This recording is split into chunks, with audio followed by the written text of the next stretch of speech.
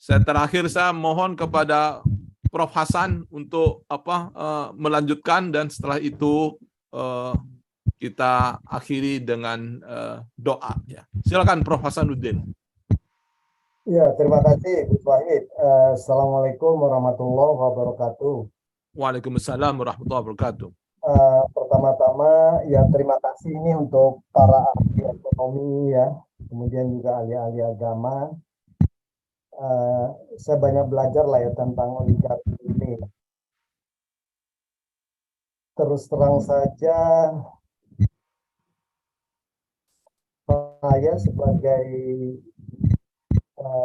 sebagai seorang saintis bergerak di bidang teknologi, melihat oligarki itu tidak hanya di bidang ekonomi politik ya, tapi di teknologi informasi juga kita lihat sekarang oligarkinya kan ya mulai bermain juga ya. Kita bisa tahu lah pemain-pemain teknologi ya, Microsoft, Bill Gates ya, sekarang Elon Musk menguasai Twitter, Facebook, Zuckerberg. Jadi kalau kita lihat memang, saya nggak tahu ini mungkin alamiah ya. Jadi begitu orang punya kekuatan ekonomi, kekuatan politik, kekuatan teknologi, secara hukum fisika itu dia momentumnya memang akan tambah besar ya. Momentum itu kan massa kali kecepatan ya.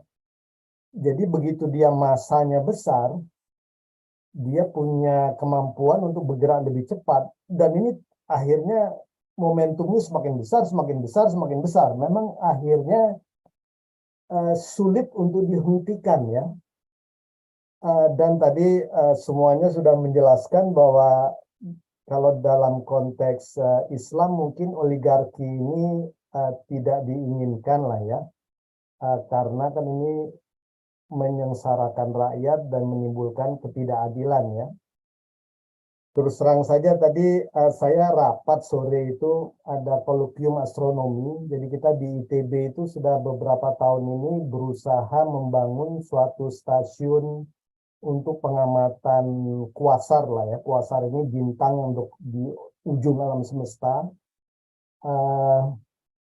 Dan banyak sekali aplikasi ilmiahnya juga rekayasa. Dan dihitung-hitung itu perlu 100 M untuk membangun satu stasiun, 100 miliar. Itu setengah mati. Lewat ini itu memang akhirnya kerjasama dengan pihak Cina, Shanghai. Tapi terusnya ada teman yang bergurau, Pak Yusuf Kala barusan mengatakan bahwa untuk jadi ketua umum Golkar perlu 500 M ya, kalau tidak salah ya. 500 M itu sama dengan 5 stasiun VLBI Global Observation System ya. Ini untuk menunjukkan saja ya. Dan kita tahu semua lah, ada harga semua kan untuk ikut capres berapa triliun, ikut ini dan seterusnya. Sehingga memang akhirnya yang bisa masuk ke puncak-puncak politik itu memang harus punya resources ekonomi yang kuat. Ya kalau tidak, ya memang di backup oleh oligarki ya. Jadi memang susah ini. Kemudian kalau dia ingin visibilitas yang tinggi, harus di backup dengan oligarki dalam tanda petik yang menguasai teknologi informasi, media, koran, televisi ya. Sehingga saya kadang-kadang berpikir sebagai seorang Islam ini kita harus bagaimana gitu ya. Padahal hadisnya kan jelas ya, kalau kita melihat sesuatu kemungkaran, cobalah perbaiki dengan kekuatan ya. Kalau tidak bisa dengan lisan, ya paling akhir kita ya dengan hati saja. Dan saya mohon maaf ini, kebanyakan dari kita saat ini mungkin melihat oligarki itu hanya bisa ngedumel di dalam hati.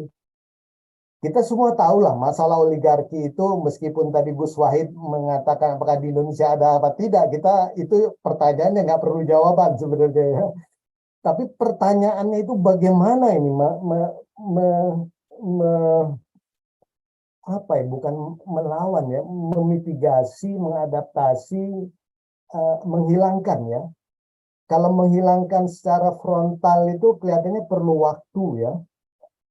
Saya juga melihat itu pada zaman Khalifah Rasyidin, meskipun memang dikuasai oleh beberapa orang ya, khalifah dan sahabat yang ini, tapi karena mereka dekat dengan Allah, maka oke gitu ya. Tapi begitu masuk dinasti Umayyah, Nah, mulai tidak adil ya, oligarki ekonomi politik mulai muncul. Begitu digantikan Abbasiyah, diharapkan akan lebih baik, tapi ternyata sama saja ya. Jadi memang kelihatannya ini harus ada pendekatan yang lebih sistematik ya untuk melawan oligarki. Dan saya setuju semua lah tadi masalah pendidikan ya. Jadi pendidikan ini memang harus diperkuat. Kemudian juga kalau menurut saya tadi masalah ekonomi rakyat juga.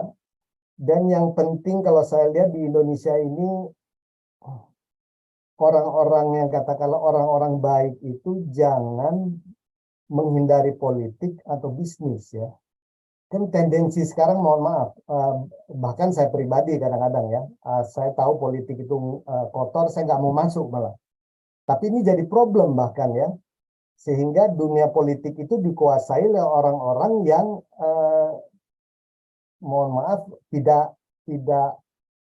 saya nggak berani mengatakan tidak baik ya, tapi sebenarnya kita perlu di dalam dunia politik, di dalam dunia bisnis, orang-orang yang punya pemahaman Islam yang kuat ya. Kita punya Utsman bin Affan ya, punya Abdurrahman bin Auf. Mereka kaya-kaya, tapi tidak ada masalah. Karena memang akhlak, tauhid, akidahnya sudah kuat gitu ya, digembleng. Nah, kalau saran saya memang sebaiknya orang-orang dalam tanda kutip baik itu jangan alergi terhadap dunia politik dan dunia bisnis ya. Kalau bisa ya jangan semua jadi PNS lah ya, jadi birokrat ya, masuk ke entrepreneur, bisnis, masuk ke politik gitu ya. Jadi seperti Gus Wahid sebenarnya kalau menurut saya harusnya bertahan di politik ya, merubah atau bagaimana. Tapi ya nggak tahu lah, itu kalau sendiri-sendiri nggak bisa, harus berjamaah ya. Jadi saya lihat umat Islam di Indonesia ini, nyuwun sewu, saya lihat jamaahnya ini terpecah-pecah gitu ya, sehingga tidak kuat ya. Seperti Imam Ali katakan, kemungkaran yang bersatu padu, dimanage dengan baik, itu bisa mengalahkan kebaikan yang tercerai-berai dan ya nggak ini ya. Jadi kalau menurut saya ini memang pekerjaan besar lah ya. Bahkan kalau menurut saya ini jihad ya. Jihad zaman sekarang ini bagaimana kita menghilangkan oligarki di bidang ekonomi, di bidang politik, di bidang teknologi ya.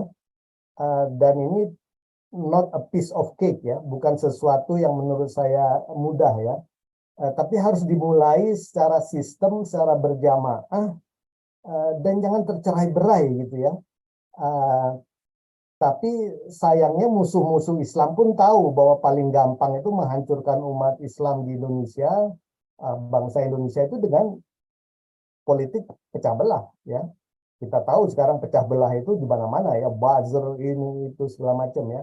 Dan kitanya umat Islam yang istilahnya paling banyak di Indonesia tidak sadar ya berantem aja terus ya. Kita sibuk berantem, sibuk bertikai, sibuk berseteru, ya para oligarki ekonomi, para oligarki politik, para oligarki teknologi informasi, ya mereka lenggang kangkung ya, jalan aja santai. Kitanya yang tawuran, kita babak belur, ya, kita benjat-benjut gitu ya. Kita capek, mereka yang kipas-kipas ya. Walau walam bisawab ya. Tapi kalau menurut saya kita juga tidak boleh kehilangan apa ya? Kalau saya sih yakin ya, insya Allah Gusti Allah itu pasti punya skenario terbaik lah. Kalau dikatakan oh kekayaan segala macam, di luar angkasa itu ada satu planet, ada banyak planet, jutaan planet yang dia mengandung nikel, mengandung logam-logam mulia itu jauh lebih banyak daripada yang ada di bumi ya. Cuma kita belum ada ilmunya saja untuk mengeksplorasi tambang di luar angkasa ya. Sumber daya listrik juga, kalau kehabisan listrik di bumi, kita bikin stasiun pembangkit listrik di luar angkasa, menyerap energi surya, pancarkan ke bumi ya.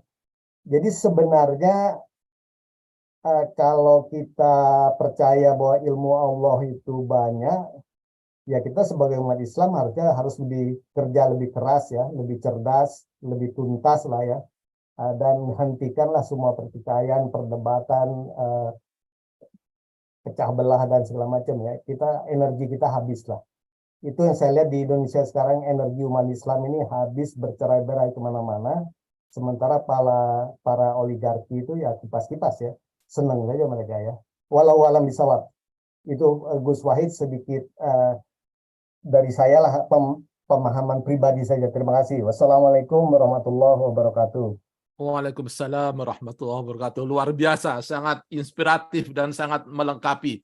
Bapak Ibu, karena waktu jua yang membatasi kita, oleh karena itu mari kita tutup pertemuan ini dengan doa, mudah-mudahan penuh berkah dan maslahah. Kita semuanya sehat dan mendapatkan ridho Allah di dunia